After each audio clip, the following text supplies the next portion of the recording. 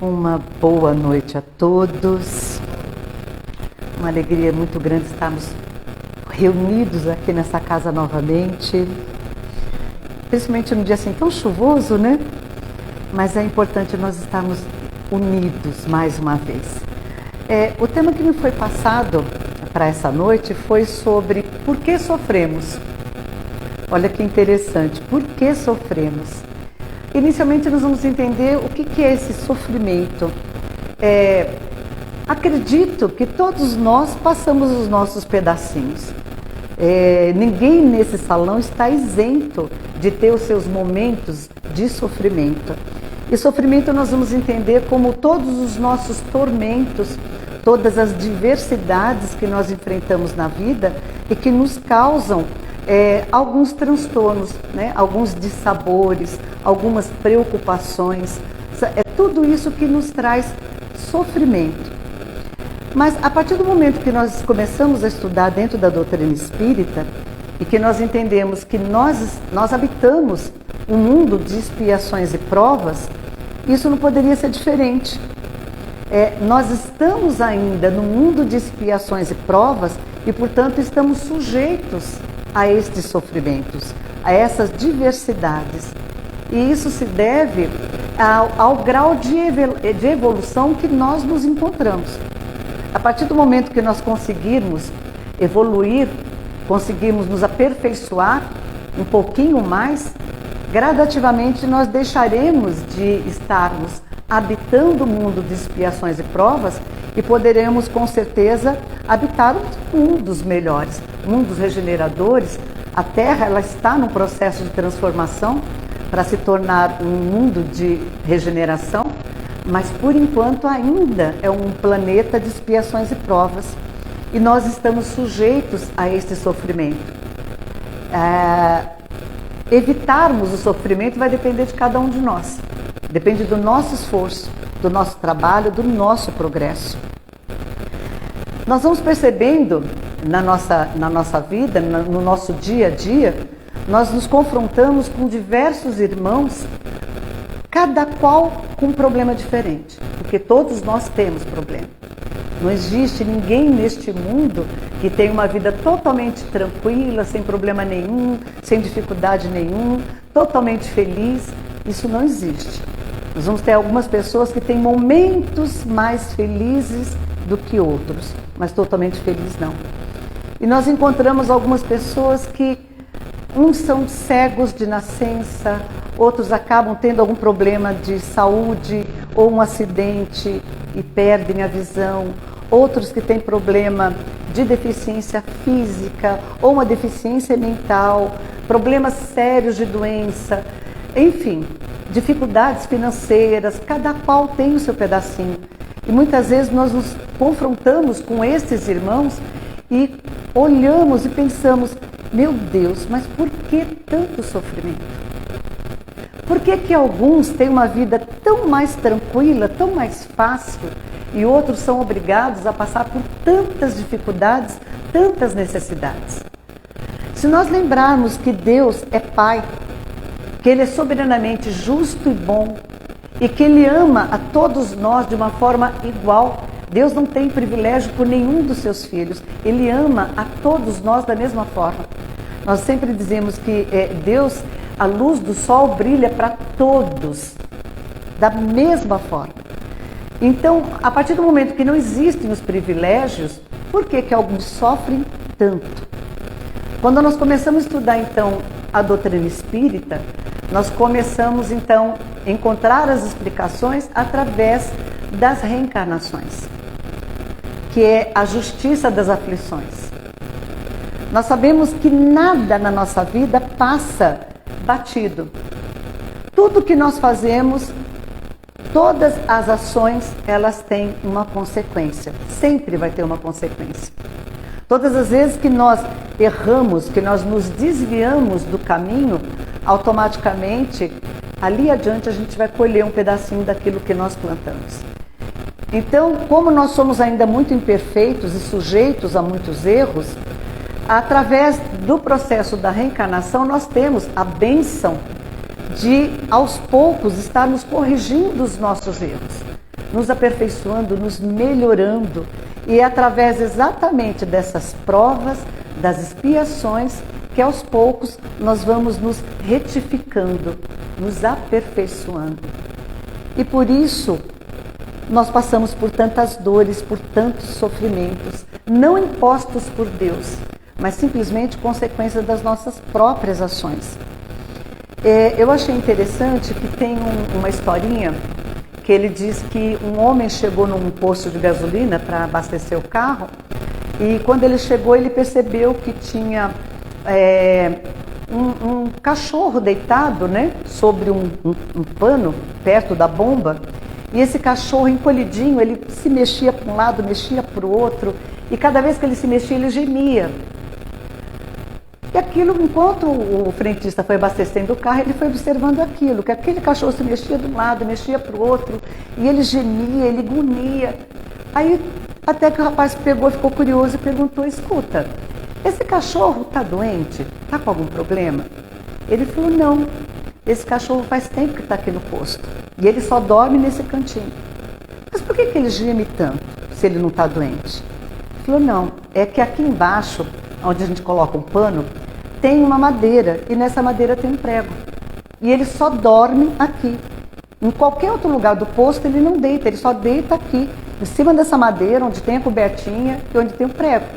Conforme ele se mexe, ele se machuca naquele prego, cutuca. O rapaz fez, gente, mas por que ele não levanta e não vai dormir em outro lugar? Por que ele não sai desse lugar? Se ele está sendo ferido pelo prego. O frentista olha e diz assim, é porque ainda não doeu o suficiente. Porque a partir do momento que machuque o suficiente, ele vai procurar outro lugar. E muitas vezes nós nos comportamos na nossa existência exatamente como esse cachorrinho, que não quer sair daquele canto, que não quer sair ali daquela cobertinha, mesmo que sendo espetado pelo prego, mesmo que machucando de vez em quando, mas a dor ainda não foi muito profunda, ainda não foi o suficiente.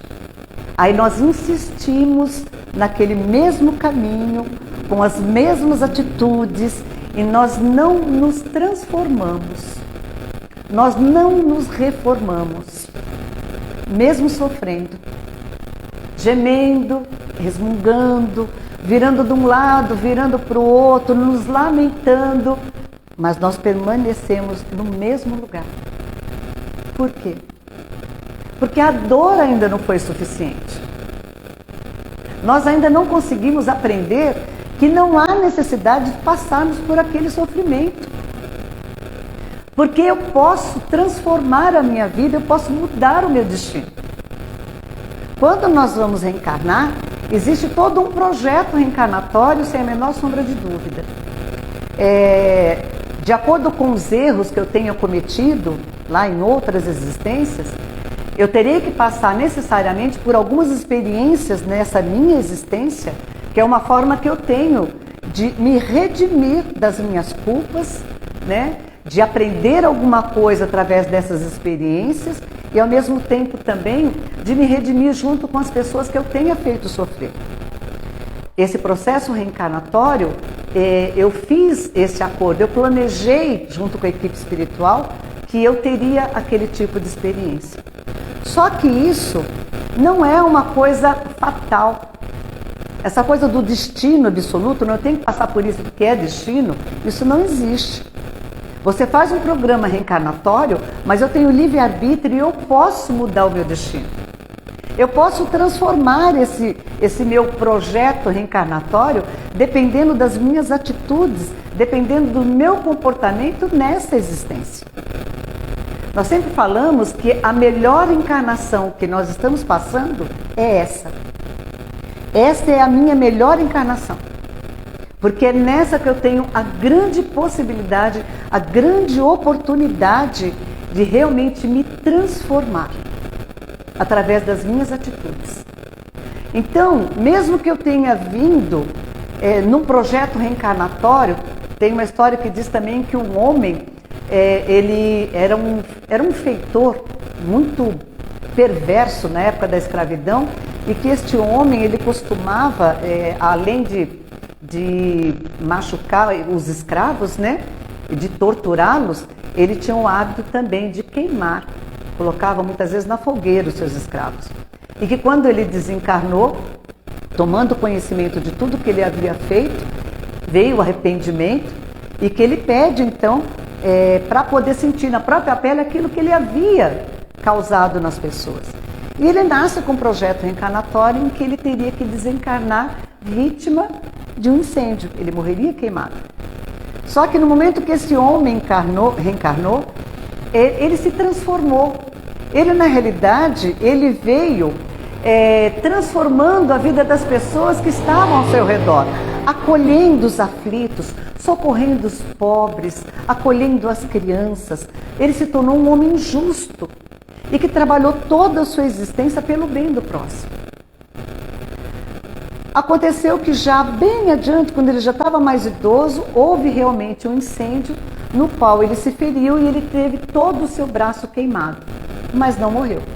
Viveu ainda durante muitos anos e continuou a sua missão de socorro pelos mais pobres e defendendo as vítimas das injustiças.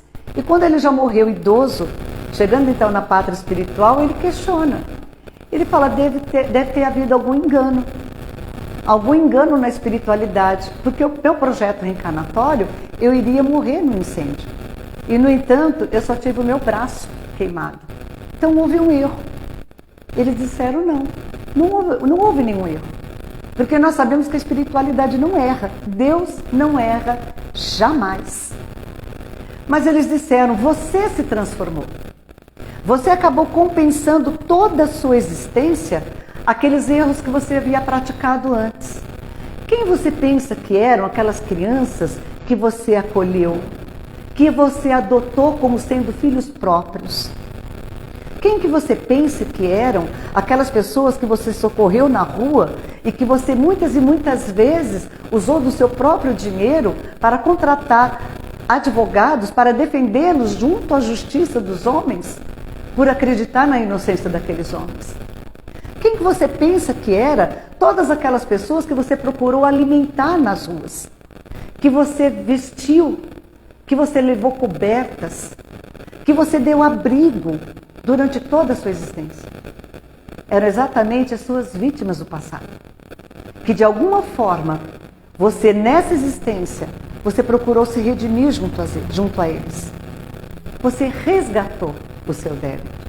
Então, a partir do momento que houve um reconhecimento da culpa e que você procurou de alguma forma se redimir e compensar pelos seus erros, não há necessidade mais de você passar por aquele incêndio. Não há necessidade de você passar por provas tão duras. A partir do momento que nessa encarnação você passou toda a sua existência no amor ao próximo, trabalhando pelo próximo e cumprindo na terra tudo aquilo que o Mestre Jesus ensinou. Então, essa fatalidade de que eu tenho que sofrer porque Deus quis assim, não existe. Se nós sofremos em consequência dos nossos próprios atos. Mas eu tenho livre-arbítrio. Eu tenho escolhas. E eu posso transformar o meu caminho, eu posso transformar o meu destino nessa encarnação. É como eu falei, a melhor encarnação é essa.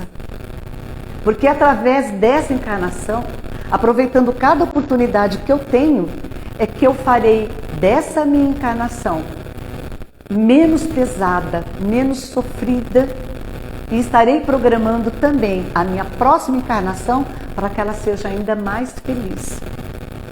E a partir do momento que eu consiga aproveitar cada uma das minhas oportunidades, eu estarei também me preparando para um dia estar no padrão, né, de elevação moral, estar no padrão vibratório tão melhor do que eu estou hoje, e que eu possa finalmente conseguir a graça de estar renascendo em mundos melhores.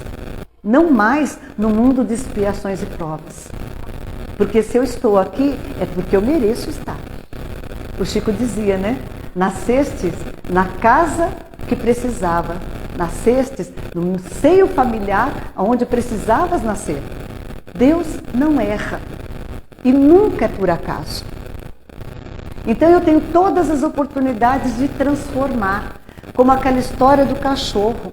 A partir do momento que eu sinta que aquilo está me incomodando, está me machucando, peraí, eu vou mudar de vida.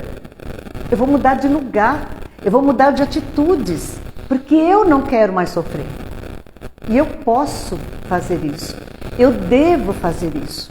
Porque Deus, que tanto nos ama, Ele não deseja a dor, o sofrimento para nenhum dos seus filhos. Nós vivemos de escolhas. A vida é feita de escolhas. Sou eu que escolho a maneira como eu quero viver e o caminho que eu quero seguir. Se eu fizer uma opção na minha vida, que eu vou seguir o caminho da bebida, que eu vou seguir o caminho das drogas, se eu vou acompanhar más companhias, pessoas que eu vejo que na realidade não podem me trazer nada de bom, nada que me ajudem a me elevar, mas eu continuo acompanhando aquelas pessoas que só me levam para situações piores do que estas que eu vivo hoje, eu tenho que ter certeza de que as minhas ações elas terão uma consequência. É aquela questão, né, da lei de ação e reação. Tudo que eu faço vai ter um resultado. Então, são as escolhas que eu faço na minha vida. E a partir do momento que eu escolhi aquele caminho, eu não posso depois ficar me lamentando e achando que Deus está sendo injusto comigo. Muito menos querendo colocar a culpa em terceiros. Porque também nós temos essa mania.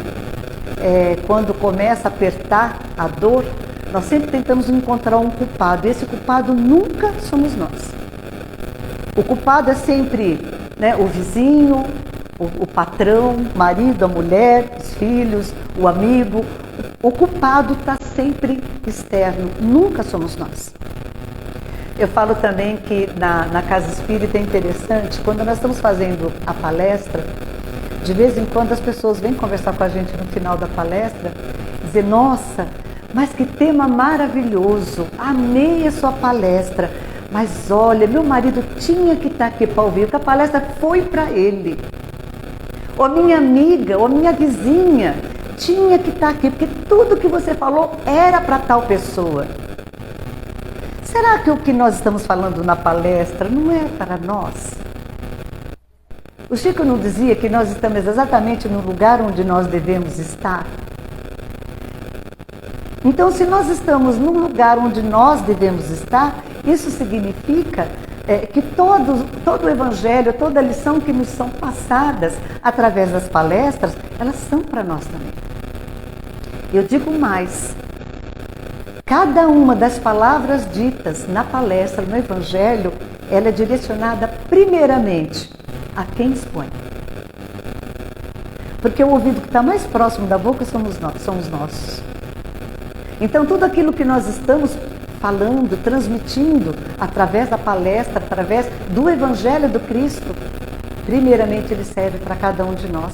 E nós precisamos fazer essa reflexão sem medo de nos magoar. Nós temos muito receio de fazer essa autoanálise, essa reflexão.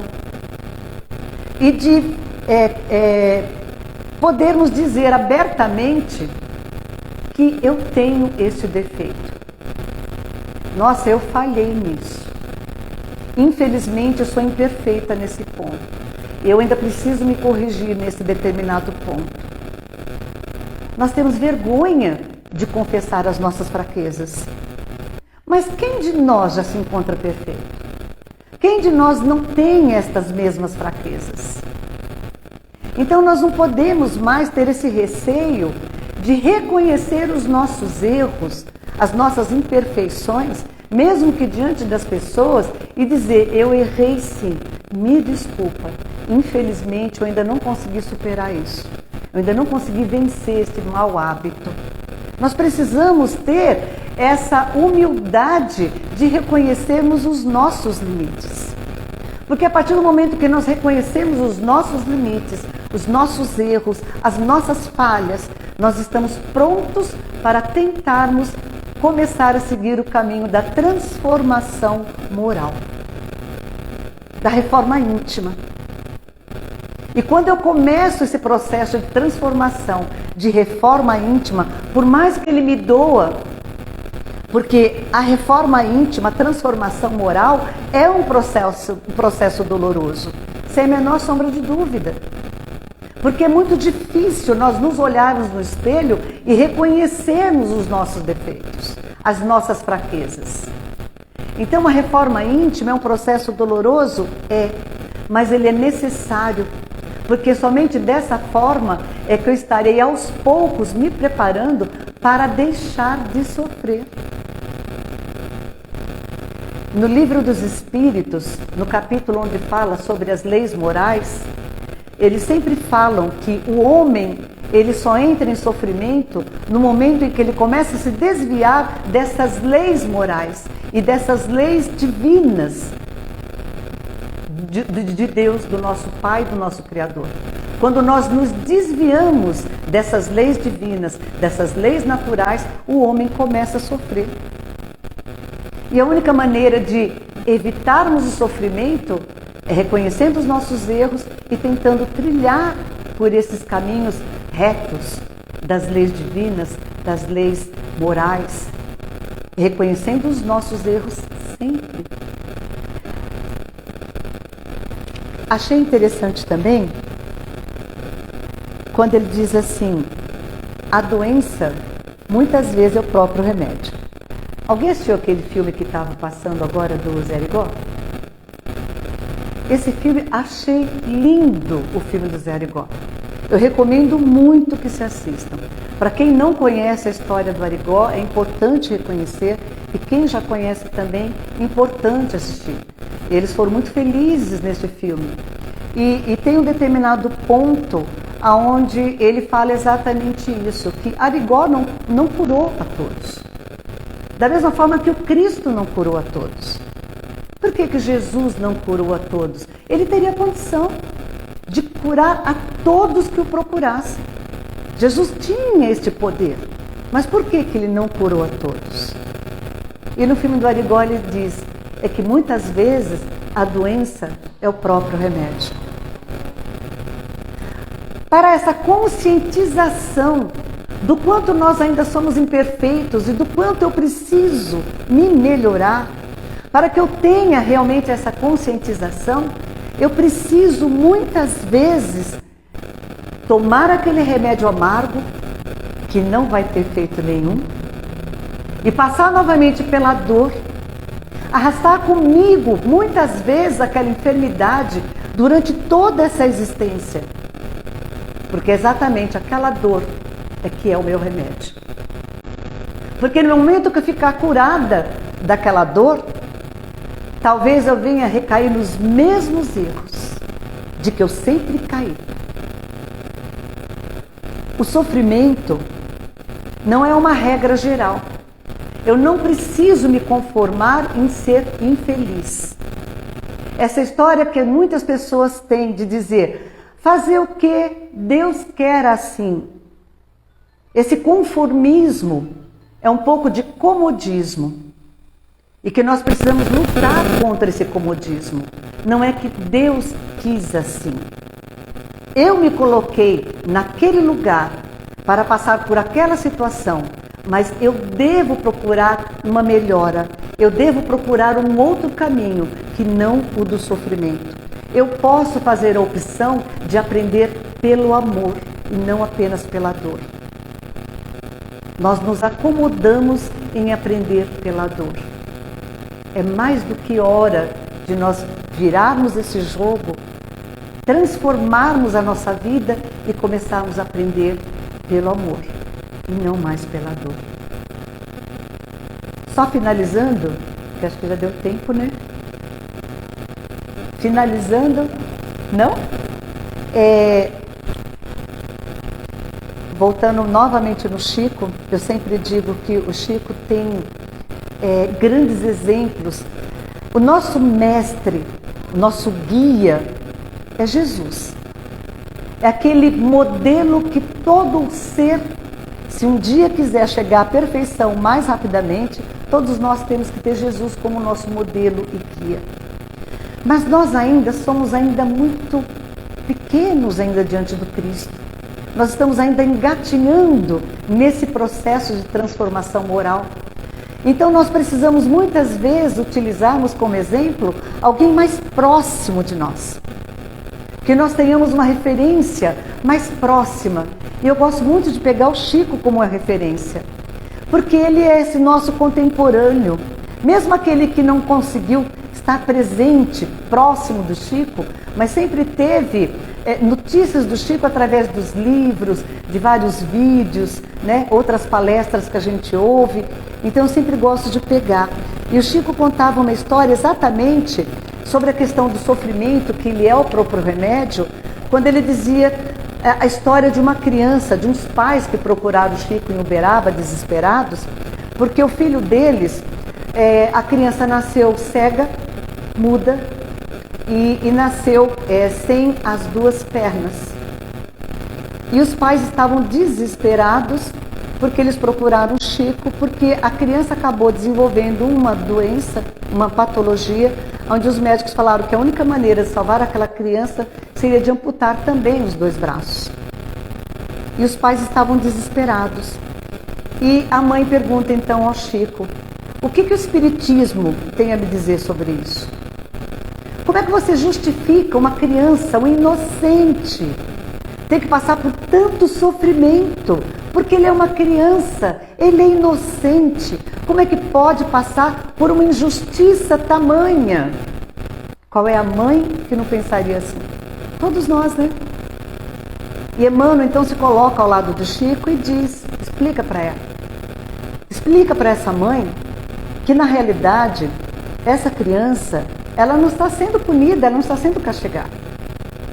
Ela recebeu na realidade um benefício, uma bênção de Deus. Porque essa criança, ele é um suicida contínuo. Ele teve já 10 encarnações, dessas 10 encarnações, ele foi embora por suicídio. Dessa vez, ele pediu para reencarnar de uma maneira que ele tivesse a menor possibilidade possível de fracassar novamente. E assim ele nasceu, cego, surdo, sem as duas pernas. Achava-se que assim o problema estava resolvido.